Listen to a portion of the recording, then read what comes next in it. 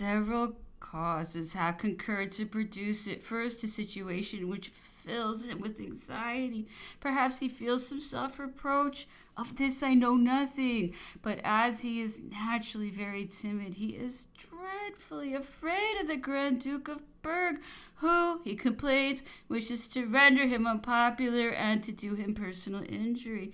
This conduct, which he attributes to the Grand Duke, he supposes is the consequences of orders from your Majesty, and that renders him suspicious. For example, the Grand Duke daily insists on the Prince of the Peace being set at liberty. He makes his safety the first object of his solicitude, and seems to have come to Spain for no other purpose but to deliver him, while on the other hand he tries to turn everything against the Prince of the Asturias. There is at least a want of address in thus showing a wish to detach the nation from a prince who is at this moment so very popular, and to protect another who is the object of general execration. The consequence is a cry of vengeance against us, which inflames all heads and prepares future troubles. The Emperor said, I never gave a hint which could tend to produce what you describe. The Grand Duke of Berg must be quite a fool.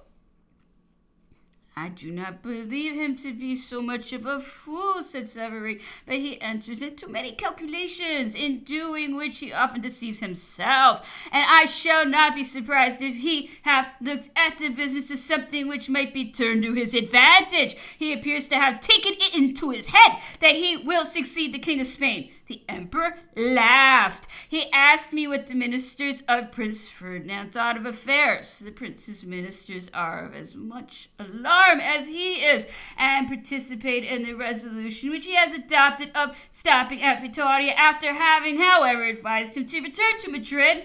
I believe that it was at Burgos that they began to entertain apprehensions in consequence of reports which they heard in that town, as well as of dispatches which they received from Madrid, whence a courier was daily dispatched to them. I believe that after the departure of the king, the Grand Duke of Berg was inclined to act rather too hastily, and that accounts of his proceedings were sent to Ferdinand. Ministers of the Prince of the Asturias are men entirely devoted to a party. The manner in which they look at this revolution will not suit us. At least so I think. Besides, the greater part of them are not very well acquainted with the affairs of their country, and there must be in Spain many men of greater ability. If your Majesty fall upon any means of calling those ministers to your presence, you would find great difficulty in getting at the truth, especially as there is no certainty that the Prince of the Asturias will come to Bayonne. However, we must come to an understanding here, said Napoleon, or somewhere else. Otherwise, how can an arrangement be concluded? It will then be necessary for your Majesty to give them security. It was late. The Emperor was fatigued, and he dismissed me, saying, We shall think of that tomorrow. Night brings counsel. I should have no difficulty in writing to him if it were clear that we must come to an understanding. But if that contrary should be the case, he would be entitled to say that I had drawn him into a snare, and, in fact, things would have that appearance. On the other hand, if he do not come, I shall march to confer with the father and assemble the courts at Madrid. Had the Prince of the Asturias been well advised, I should have found him here. But from what you say, I suppose he's been frightened by the Grand Duke of Berg. Go you and take some rest and be ready to set off tomorrow. The Emperor sent for me next morning. After he had received dispatches from Madrid, he sent an answer to these dispatches by a courier who accompanied me, and gave me a letter addressed to the Prince of the Asturias, saying, Find him and deliver this letter. Let him reflect upon it. There is no occasion for employing any finesse. The business interests him more than it does me. He may act as he pleases. On your answer or his silence, I shall take my course, as well as measures to prevent him going anywhere except to his father. He added, You see to what bad advice leads. Here is a prince who perhaps in a few days will cease to reign, or who will bring on a war between Spain and France. Good heavens, how much are nations to be pitied when they fall into such hands? Make all haste that you can. The Emperor wrote to the Grand Duke of Berg. He ordered him to take care that no attempt was made on the life of the Prince of the Peace to make him be delivered up, and to take measures for sending him safely to Bayonne. He also directed the Grand Duke to send him Senor de Zenza, Minister for the Indies, and several other Spaniards of ability and consideration. He wished to consult them before he decided on anything. Chapter 22. I lost no time in returning to Vitoria, but found everything changed there. A number of Spaniards had gathered round Ferdinand. They represented to him the imprudence of the course he had taken and the facility with which he might retrace his steps, and though they had not made him abandon his resolution to proceed, they had at least shaken it.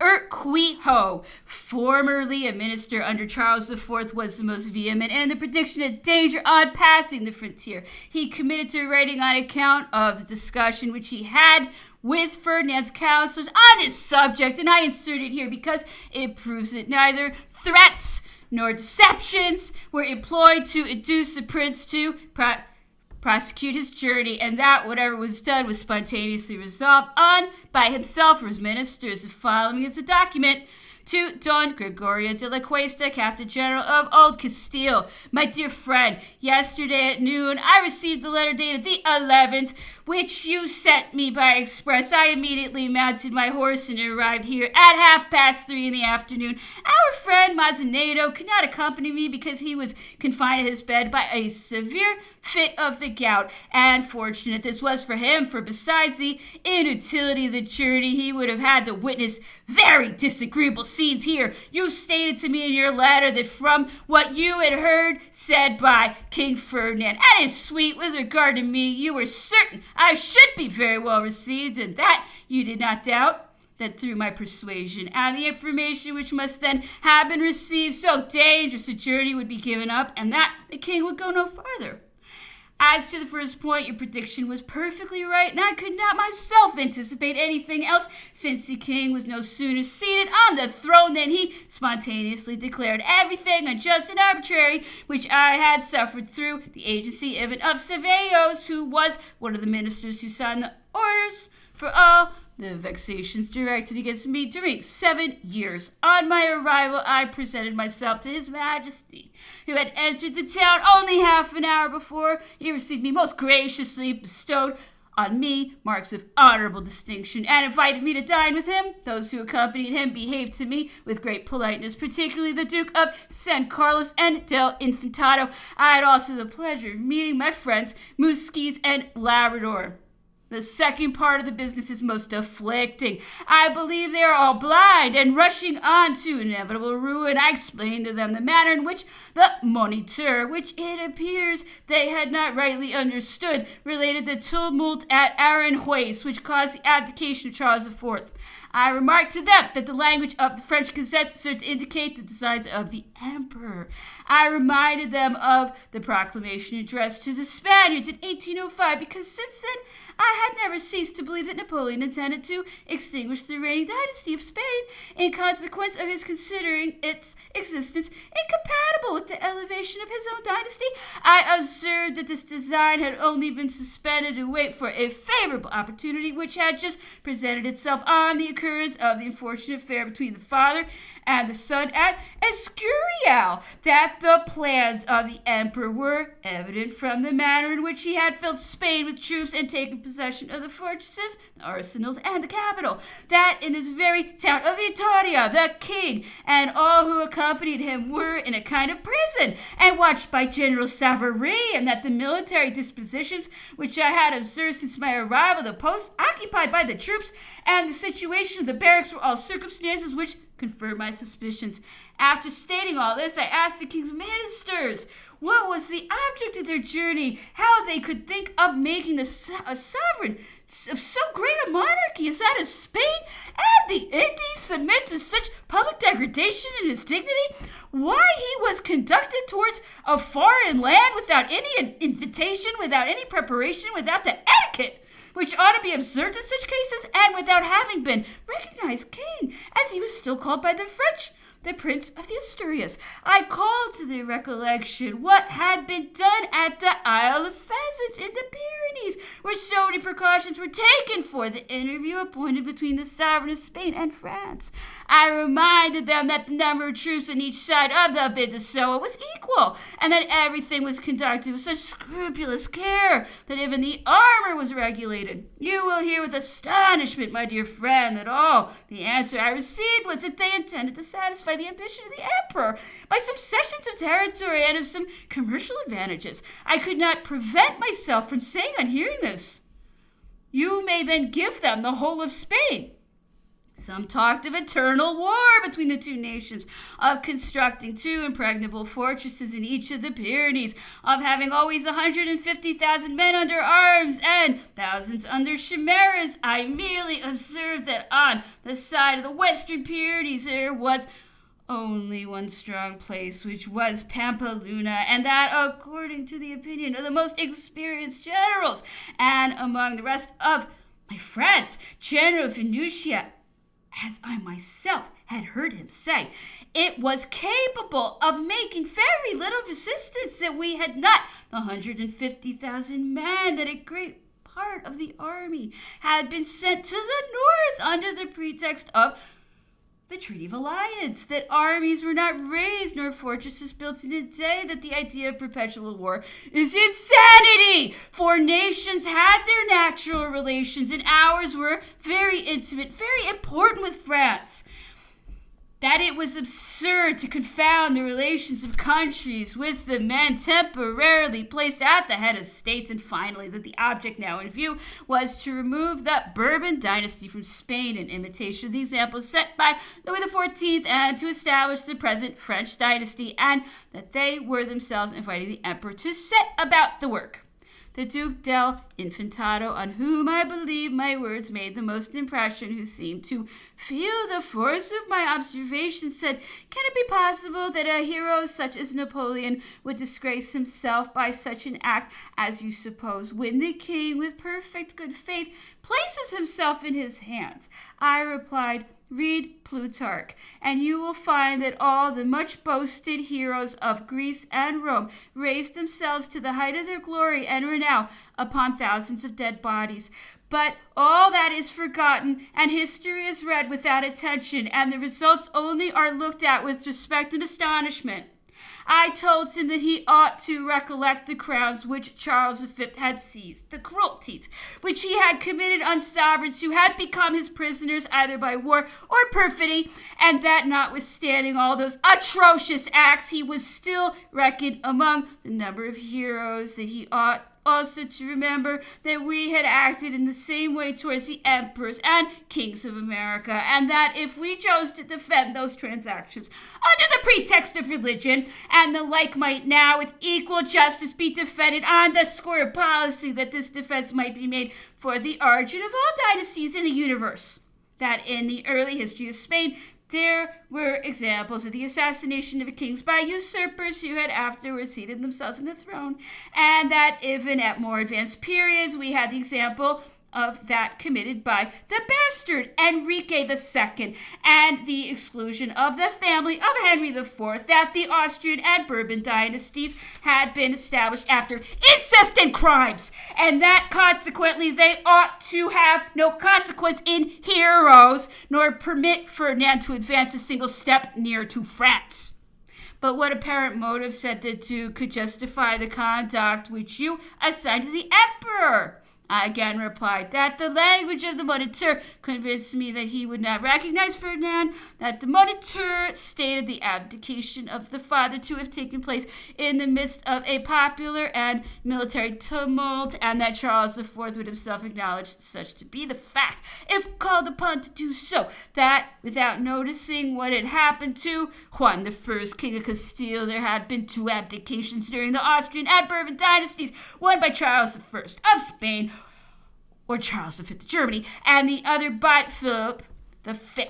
That in these 2 cases of abdication, the greatest deliberation and caution was observed, in so much that those who represented the nation required to know how far the abdication was to extend, in case the person's next in succession should be prevented from reigning, and that on this account Philip the Fifth reigned his second time after the death of Louis the First, in whose favor he had resigned the crown. And finally, that if the father protested against the violence in consequence of which he had abdicated, and the journey to Bayonne was persisted in, it was to be feared that neither of them would be permitted to reign, and Spain would be thrown into a state of confusion and misery. He observed that all Europe, even France, would condemn such a transaction, that Spain would become formidable in consequence of being supported by England. I answered him on these 3 points thus: as to Europe, every country is impoverished. There exists no means for undertaking new wars, and no union, because the particular interest and ambitious views of each sovereign and state act with more force than the feeling of the necessity of making great sacrifices to destroy the system adopted by France since her fatal revolution. In proof of what I advanced, I took a view of the conduct of the coalitions, their ill-combined plans, their defections, and showed him that the result of these leagues had uniformly been the aggrandizement of France. I observed that I sought no court except that of Vienna, capable at present of opposing the plans of Napoleon if Spain should resist and be assisted by England, but that if Russia, Germany, and the rest of the continent of Europe should be adverse to such a line of policy, Austria would then encounter reverses and would lose a part of her territory, while we should completely lose our marine, and Spain would be nothing more than the theater of the war between the English and the French, whither the former certainly would not come unless they had something to gain, for England is not a power capable of making head against France in a continental war. Finally, that the result would be conquest after a struggle ruinous to Spain. On the second point, the expectation of discontent in France at the unjust conduct of the emperor, I entered into a long explanation of the character of that nation. I remarked that the French were always pleased with whatever was brilliant and surprising, that they acted under the influence of no other public spirit than that which was produced by the impulse given to them by their government, that besides the French nation would gain much in a commercial point of view if the sovereigns of the two countries were of one and the same family, that if the emperor confined himself within certain limits of aggrandizement and consolidated his empire by good moral institutions, France would adore him, would regard him as her deliverer from the terrible revolution in which he had been plunged, would bless his dynasty, and would be proud to see several of the thrones of Europe occupied by his family, and that consequently his argument would not diminish my suspicion. I added that besides these considerations, we ought never to forget that the kings of Spain were Bourbons, and a branch of that family of the former sovereigns of France. That great change of fortune had been produced by the suppression of privileged corporations, confiscations, and sales, whereby nearly all the French people had taken some part, more or less, in the revolution, that the persons interested in this way, the literary men, those who desire reforms, the Jews and the Protestants, taken all together, compose the most numerous and active part of the nation. They are now free from the oppression under which they labored before the revolution, and it is probable that they would look without regret on the extinction of the Bourbons in Spain, as that event would relieve them from the apprehension of being possibly at some future period obliged to submit to the restoration of the Bourbons if Spain should be well governed. On the third point, the arming of the nation, I also entered into very extensive details. I stated that, unfortunately, since the time of Charles V, the nation could not be said to exist because there was nobody which represented it, and no common interest which could unite the people in one object, that Spain was a Gothic edifice composed of fragments, with nearly as many different kinds of forces, privileges, laws, and customs as there are provinces, that public spirit no longer existed, that these causes would prevent the formation of a solid government capable of concentrating the force of the country and giving it the necessary direction and activity. that popular commotions and tumults could be but of short duration, and that these tumults could not fail to produce pernicious effects in our American colonies, because the natives would take the opportunity to try their strength and shake off the yoke which had been imposed upon them ever since the conquest of these countries. That even England would assist them and consider the doing so an act of just revenge for our imprudent conduct in aiding, along with the French, the insurrection of their colonies, that we ought not to forget the attempts made by the English on the Caracas and other provinces in South America. In fine, my friend, I said everything to the Duke del Infantado that I think could be said on the danger of this journey. I offered, if the journey were abandoned, to go to Bayonne in the character of ambassador, to propose entering into conventions with the emperor, and thus terminating in the best way possible this disagreeable business, so unfortunately commenced and so badly directed. But I suggested that they should, in the meantime, get the king to leave the town incognito, making him take his departure from one of the houses adjoining that in which he is lodged, and conducting him to Aragon. That Senor Urbina, the alcalde of the town, would facilitate the means of flight, and that when it should come to the ears of Napoleon that the king had escaped and was at liberty to act for himself, he would be obliged to change his plans. But I urged all this in vain, completely in vain. After this conversation done, Joseph Hervas was presented to me. He confirmed me in the opinion that the emperor intended to change our dynasty, for he begged me to do what I could to stop the journey to France. This young man, who has a great deal of talent and is a good Spaniard, has arrived from Paris with General Savary, as he is the brother-in-law of General Duroc, the Grand Marshal of the Emperor's Palace. He knows all the intrigues connected with this business. He explained them to me and complained of the hard treatment he had received at Madrid, where nobody would listen to him when he wished to speak upon the subject. He begged of me to procure him in a private audience of the Duke del Infantado, which I did. He conferred with the Duke, but obtained nothing. Escoquis was confined to his bed by a cold.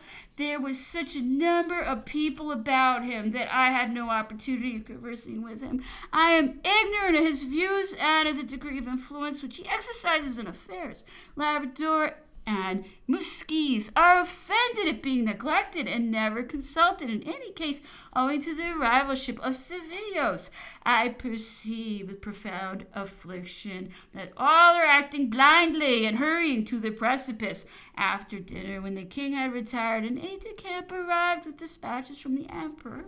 The tone in which he spoke in demanding an immediate audience of the king, the deference shown to him in announcing him to the king, the manner in which I saw him waited on at his departure, and the knowledge I had acquired of what was going on, all contributed to rouse my Spanish pride, and I at last took my leave, reminding the ministers, but uselessly, of my predictions. I returned to my lodgings to write this long account, to acquaint you of what passed, for tomorrow at daybreak, or about 3 o'clock, I shall set off for Bilboa.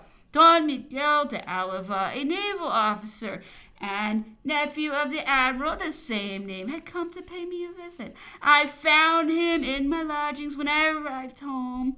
He was conversing with the friend who had accompanied me at Bilboa. I seized the opportunity of telling him, as I did to all who were willing to listen to me, that if the king left Spain, the Bourbons would be forever removed from the throne, that all Spain would be desolated, and that we should have much reason to lament the event. I spoke in this way to Don Miguel in the hope that he would make use of the influence he has in the town and the province to prevent the journey. This is all that I could do. I am regarded with much respect in this province on account of the protection which I have procured for the inhabitants, and because I am a native to it. Perhaps the people will see things more clearly and act better than those who should direct them. Perhaps they will tear asunder the veil which covers the eyes of their superiors. When I took my leave, it appeared to me that the Duke del Infantado was somewhat piqued at finding that I had no intention of accompanying him to Bayonne. I told them that I was ready to do anything if they would follow my plan, but that otherwise I would not tarnish or destroy my reputation, which was the thing dearest to my heart. You will have to witness many, many misfortunes. I do not pretend to say who is culpable. I am sorry for Spain, but I can only return to my little corner and deplore her fate. Would to God that all my fears be in vain. When I shall be certain that you are at Valladolid, I shall write to you. In the meantime, offer my respects to your lady. I am very sad. Adieu. You know that I am wholly yours. Signed, Urquijo.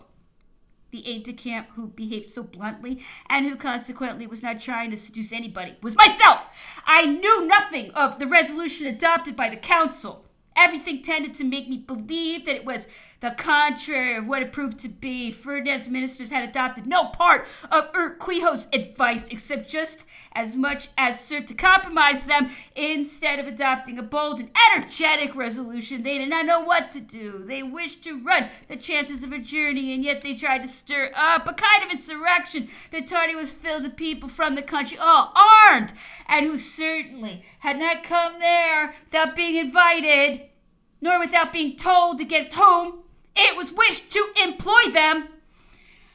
I was not tranquil until I was told by General Verdier, who commanded our troops, that he had prevented the chance of a quarrel by confining them to their quarters. Had it not been for this precaution, a little indulgence on the part of the soldiers in wine would have been sufficient to light up a war between France and Spain. This, I believe, is what the persons about Ferdinand wished, that they might have the opportunity of escaping from the embarrassments in which they had involved themselves. They would not have failed to justify themselves by spreading everywhere the report that we had been the aggressors and wished to carry off the king. Nevertheless, I wrote to Marshal Bessières at Burgos to inform him of the situation at General Verdier and to request that he would march some troops into Miranda in order that we might be secured against an attempt after the manner of the Sicilian Vespers. It was not until after I had received all the information I wanted and taken what precautions I thought necessary that I noticed to the Prince of the Asturias my return with a letter from the Emperor, which I wished to deliver him. He immediately sent one of his officers to conduct me to his presence. The house in which I had left him only 4 days before was converted into a real guard room. The great square of Vittoria, in which his house was situated, formed a bivouac for armed peasants. The vestibule and stairs leading into the house were filled with soldiers and men armed with poniards, lying about in such a manner as to render it difficult to know where to put one's foot down. In all the apartments until I reached the one in which the prince was, I observed that the preparations of defense had been carried so far that I could not see the walls for the arms which covered them. I was introduced without delay to Ferdinand, to whom, after the usual salutations, I delivered the letter of which I was the bearer. It was in these terms: My brother, I have received your Royal Highness's letter. You must have found proofs in the papers which you obtained from the king your father of the interest with which I have always regarded you. You will permit me in the present circumstances to speak to you openly and fairly. I hoped on arriving at Madrid to induce my illustrious friend to make some necessary reforms in his state and to give some satisfaction to public opinion. The dismissal of the Prince of the Peace appeared to me necessary for his happiness and the happiness of the people. The affairs of the North retarded my journey, and the events of Aranjuez have, in the meantime, taken place. I am not the judge of what has been done, nor of the conduct of the Prince of the Peace, but this I will know, that it is dangerous for kings to accustom the people to shed blood and to look for justice at their own hands. I pray God that your Royal Highness may not one day have the experience of this yourself. It cannot be for the interest of Spain to injure a prince who has married a princess of the blood royal and who has so long governed the kingdom.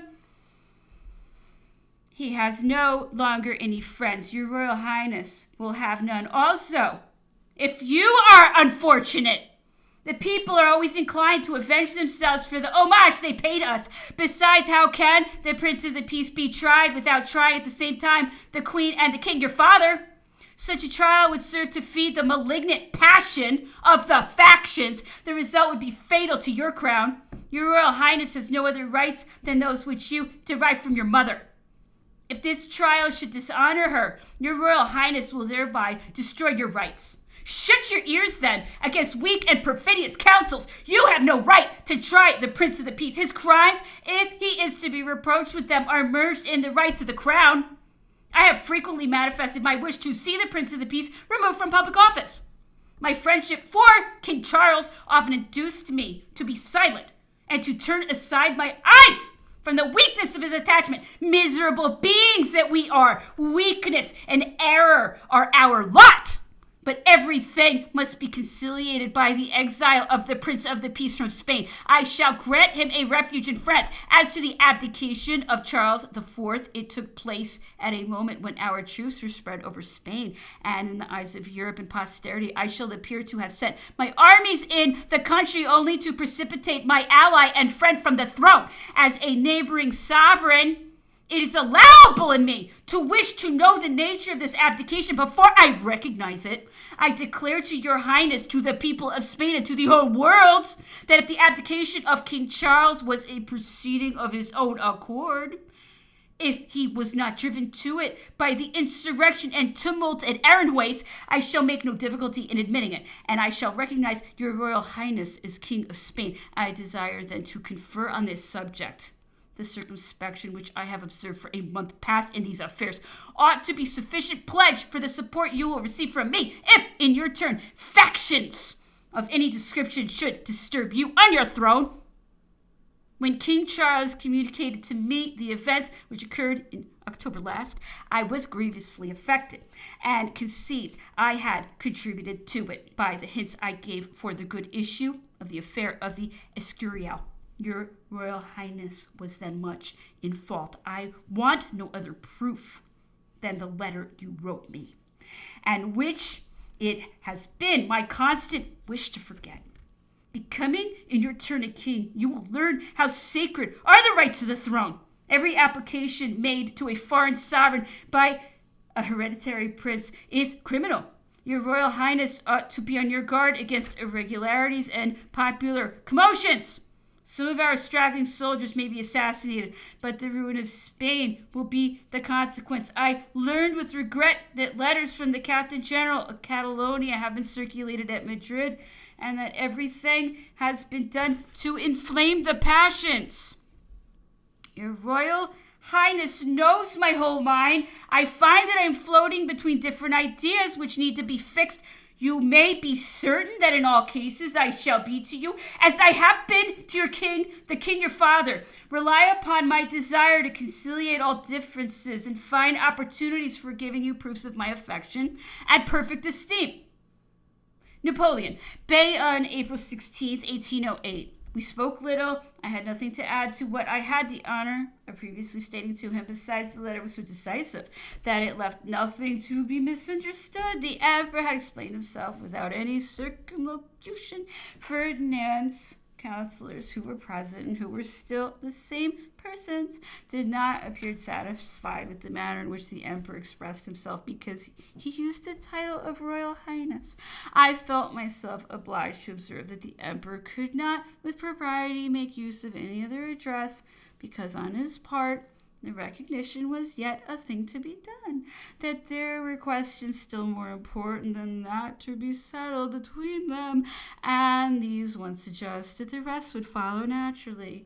The king dismissed me by observing that he would make his decision known to me. It was communicated to me at the breaking up of the councils, when I was told that he would on the following day commence his journey to Bayonne, and that I might inform the emperor of his determination.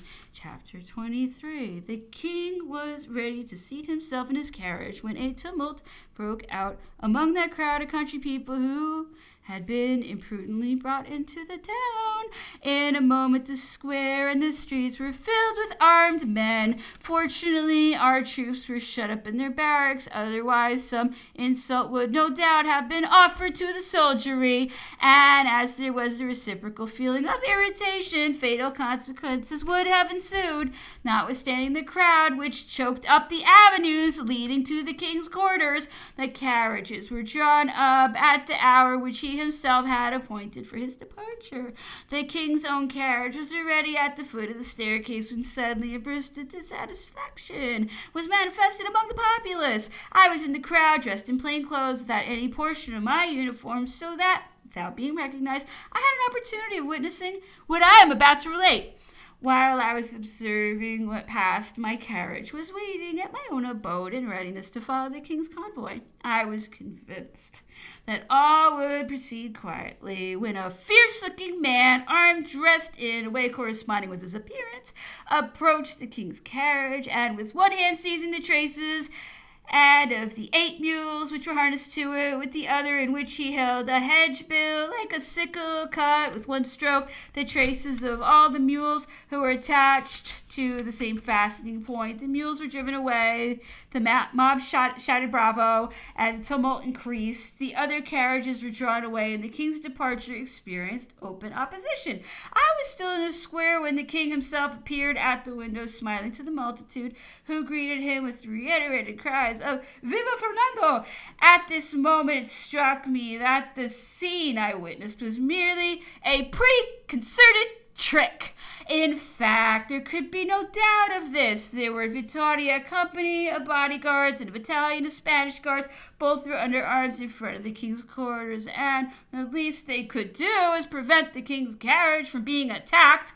If they did not do this, it must have been because they knew their master was not offended at the proceeding, the intention of which was probably to please him. In fact, after his departure from Madrid, the Prince of the Asturias became entirely changed, either from what he observed on the road or from what had been told him. He conceived himself to be the stronger party, and yet he resorted to petty contrivances, as will speedily be seen. While observing the tumult, I met the Duke del Infantado, who was using great exertions to quell it. I went up to him, and accosting him, hinted that I was not to be duped by this tumult.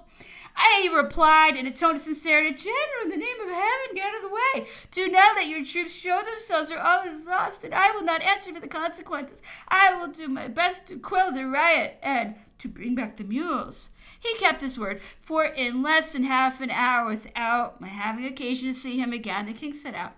He proceeded without stopping as far as Irun, that is to say, the last Spanish town. Here he passed the night and set out next day for Bayonne. As there were no troops in the town at that time, he received but few military honors. The emperor was not lodged in that town. He occupied a country house called Marac, and was attended by a guard not amounting to 100 men. He sent Marshal Duroc to meet the Prince of the Asturias and to carry him his congratulations, but I doubt whether any one of the formalities were omitted, which Cevallos complains were not absurd. Besides, it must be considered that the emperor was not on a court journey. He was living at Marac without etiquette, and even if etiquette had been observed at such a time, a great distinction would have been drawn between the Prince of the Asturias and the King of Spain. However, the prince was received with a salute of artillery from the ramparts, and all the civil and military authorities paid him their respects. The emperor himself was the first to go and visit him, and his carriage not being ready as soon as he wanted it, he went on horseback. I was present at that interview, during which everything was as it should be. Senor Cevallos complains of the palace of residence which was assigned to the king. All that can be said to this is that it was one of the best houses in Bayonne, and that he could not get better accommodation than there was to give him. If Senor Cevallos had been of a less dissatisfied turn of mind, he would not have remarked so unimportant an affair as lodging under the circumstances which then prevailed. The emperor, on his return to Marac, sent the invite to the prince to dinner. I believe it was on this occasion that the ill humor first commenced, because the emperor would not address him by the title of Majesty, and there were a great number of attendants present. The Prince of the Asturias had come to Bayonne for the sole purpose of being acknowledged king. He thought that act consisted merely in a form of address which might have been employed, and without considering the importance which the emperor attached to a change of sovereigns, he regarded as trifles those very matters which ought to have claimed his whole attention, and which were infinitely more interesting to France than the name of the monarch who occupied the throne.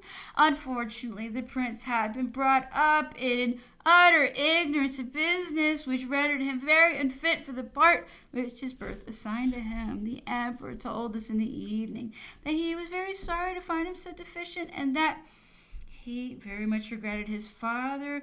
During several succeeding days, he invited the Duke del Infantado and other Spaniards who had accompanied the prince to Bayonne, but he did not find what he wanted. Not that he did not esteem them, and in particular the Duke de San Carlos, but he found that their sentiments were all contrary to those which he had been accustomed to meet with in the Spanish ministry, and I believe that in this respect the opinion he formed of them was not favorable. He began to be annoyed at being himself obliged to speak of business, because the sovereign always weighs what he says and has no means of drawing back if by chance he advances too far. I believe this was one of the occasions on which he was most anxious to have Monsieur de Talleyrand near him, and that he would have sent for him had he not been afraid of offending Monsieur de Champigny.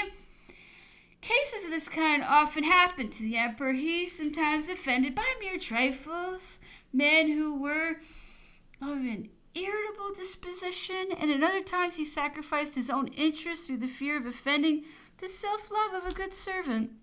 I am persuaded that if Monsieur de Talleyrand had come to Bayonne while there was yet time to bring about an adjustment, the affairs of Spain would have taken a different turn. He would not have been so hasty, for he would have taken care to have many conferences before he committed anything to writing. Besides, he had such sources of communication with Spain that he could have assumed towards those who accompanied the Prince of the Asturias the precise attitude which belonged to the points in question. He would have found means to form at Bayonne a Spanish court in opposition to that of the Prince of the Asturias, and would have made Charles' court pour into Spain antidotes against the poison which flowed from Ferdinand's. Monsieur de Champigny, having newly entered the ministry, could not command the same advantages.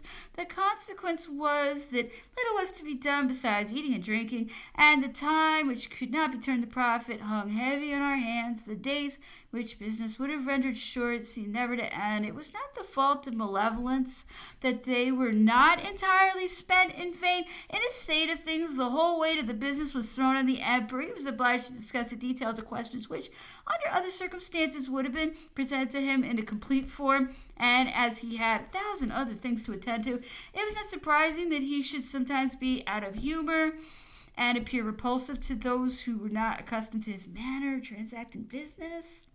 Monsieur de Talleyrand had the excellent quality of being quite impassive when he found that the disposition of the emperor's mind was not what he thought best suited to the consideration of the subject to which he wished to call his attention. He never said a word about it until he had led him back to that tranquil state which befitted the business. If an order was given in a moment of irritation, he found means to make its executions be evaded, and it seldom happened that he was not thanked for a delay which was almost always attended with good effects. A few days after the arrival of the Prince of the Asturias at Bayonne, the Prince of the Peace arrived in a carriage accompanied by an aide-de-camp of the Grand Duke of Berg. He had not been recognized on the road. The emperor lodged him in a country house at about a league from Bayonne out of consideration to the Prince of the Asturias, and on the day after his arrival, I was sent to conduct him to the emperor. He remained with him a considerable time, and he doubtless furnished him with the details respecting the late events with which he was not previously acquainted. He remained in this country house until the arrival of King Charles IV, who from his place at Aranjuez had just written to the emperor declaring that it had never been his intention to abdicate, but that he had been forced to do so, adding that he was coming to Bayonne to assure him of this. He accordingly arrived a few days after, accompanied by the queen. Chapter 24. The emperor ordered that Charles IV should be received as king of Spain. All the troops in Bayonne were drawn out under arms. A salute of 101 guns was fired, and the officers attached to the emperor's household joined the retinue which escorted the king to the residence which had been previously prepared for the emperor himself. I was present when Charles alighted from his carriage. The Prince of the Peace had come some minutes before to receive the king's orders.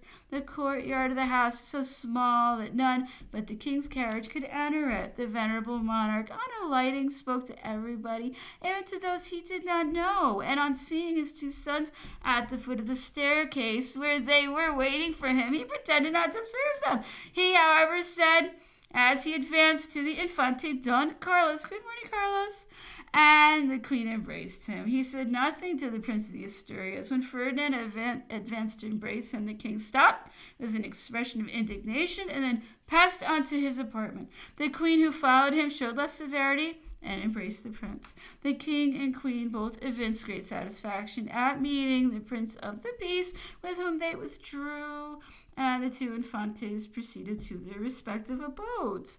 The arrival of Charles IV completely changed the situation in Prince Ferdinand and left his mind a prey to every perplexing conjecture respecting the results of his projects, and I believe that he now first began to cherish hostile feelings. It was not, as Monsieur de Savary states, on the day when he dined with the emperor that I proposed Tuscany to him. That proposal was not made until the emperor had learned the protestation of the father against the violence which had been exercised towards him.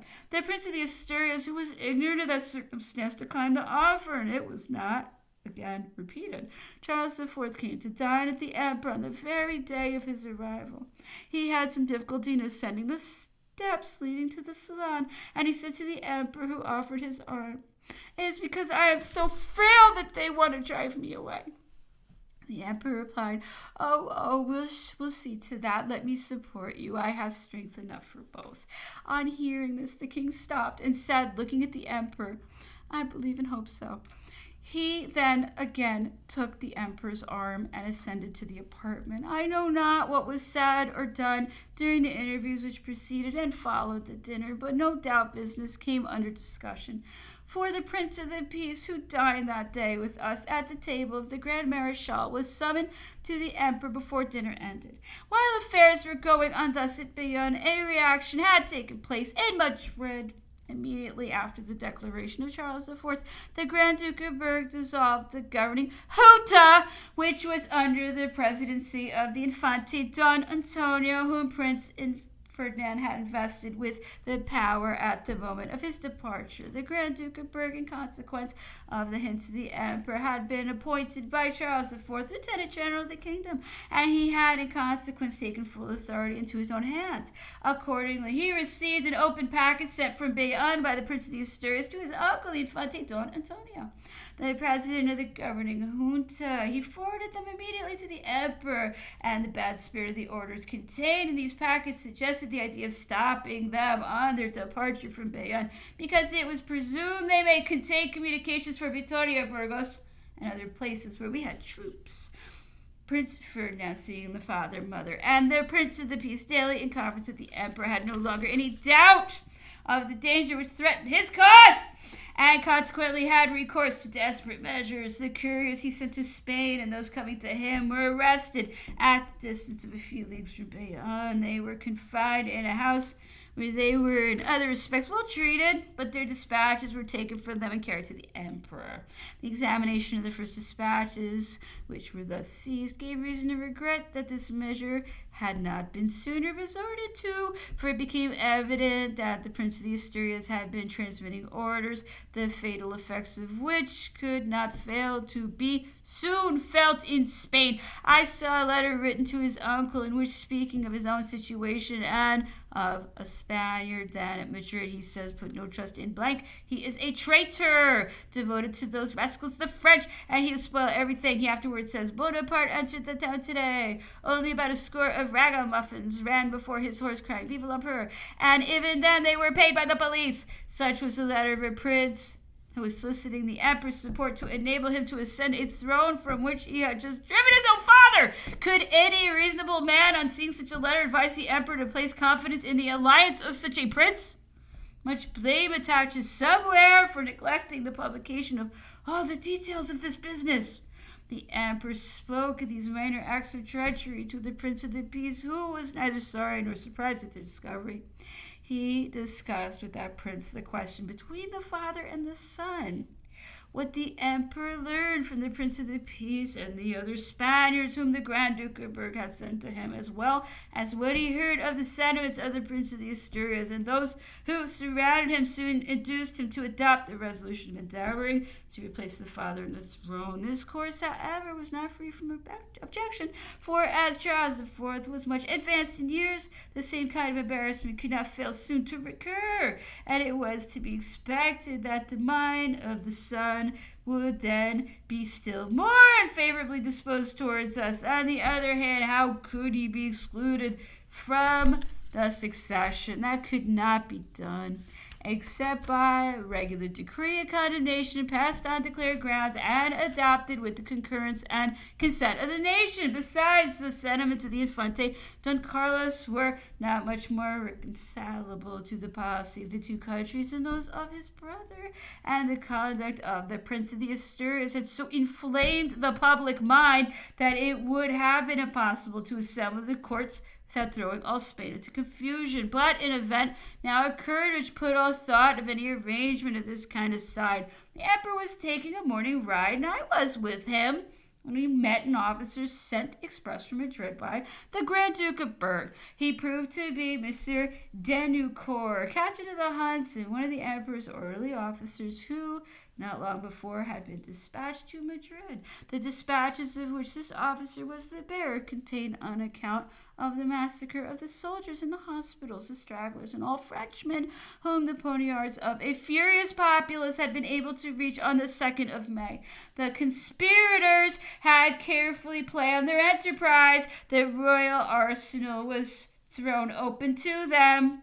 Profound secrecy was preserved, and at a given signal, every Frenchman found in the streets was instantly murdered. The assassins reckoned on effecting their object by a complete surprise. They thought that if all our troops in Madrid were not at once butchered, that those who remained alive would fly, and in order that none might finally escape, they sent notices to all the towns and villages on their roads, which the fugitives must have taken to intercept them and kill them.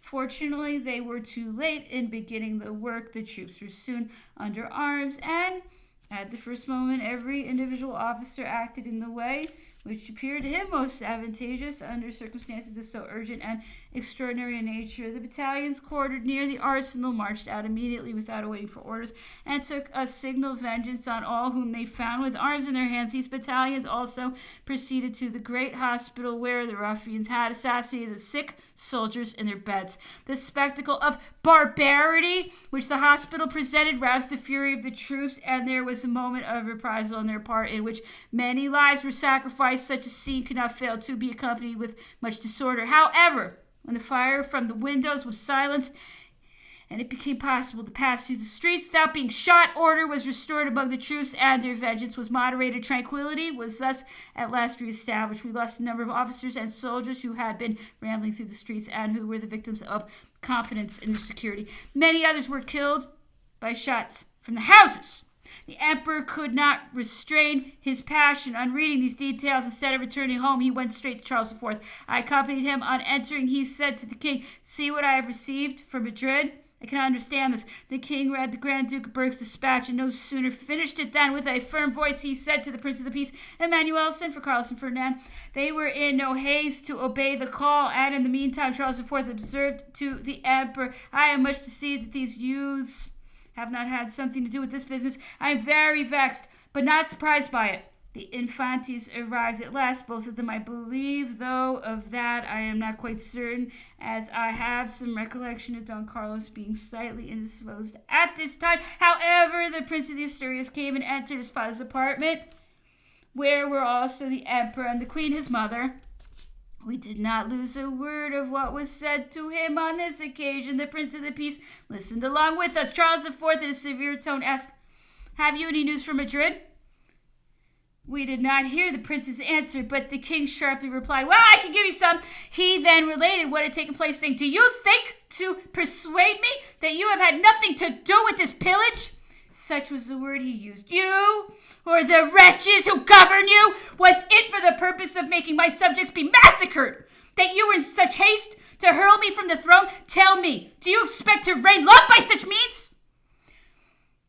Who has advised you to this monstrous transaction? Are you ambitious of no other glory than that of an assassin? Why do you not speak?"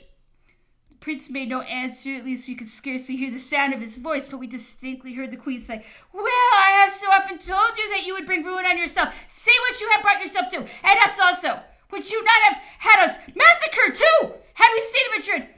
How could you have prevented it?" It is probable that the Prince of the Asturias continued silent, for we heard the queen say, "Why don't you speak? This is always the way with you. For every new folly, you have nothing to say." Ferdinand was quite cast down.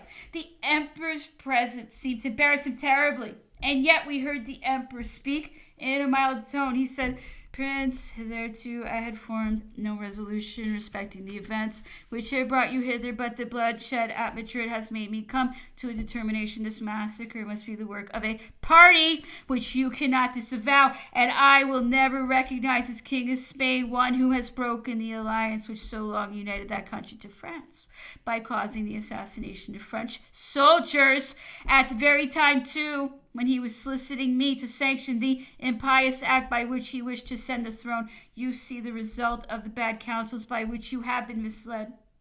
You have only them to blame. I have no engagements except with the king your father. I recognize him only. I shall immediately reconduct him to Madrid if he wished to go back to that city." Charles IV here observed earnestly, "No, I do not wish it. What should I do in a country where he has inflamed all the passions against me? I should only meet with insurrections everywhere, and after having been so fortunate as to pass without loss throughout all the convulsions of Europe, shall I dishonor my old age by making war on the provinces I have had the happiness to preserve, and send my subjects to the scaffold? No, I will not. He will manage that business better than I." Then looking at his son, he said, "Do you fancy, then, that there is no difficulty in reigning? Think on the evils you are bringing on Spain. You have followed bad advice. I can do nothing more. You must get out of this scrape the best way you can. I will have nothing to do with the affair, so go on about your business." The prince withdrew and was followed by the Spaniards of his party, who were waiting for him in an adjoining apartment. After this scene, it was amusing to see how the Spaniards who came to Bayonne with the Prince of the Asturias humbled themselves before the father, of whom they spoke so much ill before he arrived. They would now have kissed the earth under his footsteps. The emperor continued a full quarter of an hour in company with Charles IV, then returned to Merak on horseback. He did not ride so fast as he was used to do. On the way, he said to us, "None but a person of a bad disposition could have entertained the idea of poisoning the old age of so respectable a father." At the same time, he dispatched an officer to tell the Prince of the Peace that he wished to see him at Merak. The day did not pass over until he came to a decision respecting the Prince of the Asturias, his brother Don Carlos, and their uncle, the Infante Don Antonio. Being all three enemies of Charles IV, it was determined that they should not return to Spain. How they were to be disposed of was next considered. A negotiation was opened with Charles IV.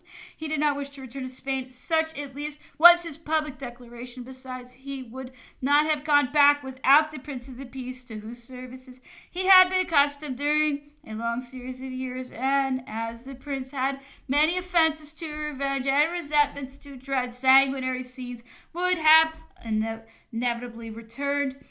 Both, indeed, looked with alarm at the consequences of their return. There was a moment of indecision, but at last Charles IV solicited from the emperor an asylum in France and ceded to him all his rights in Spain. The same cession was made by the two infantes.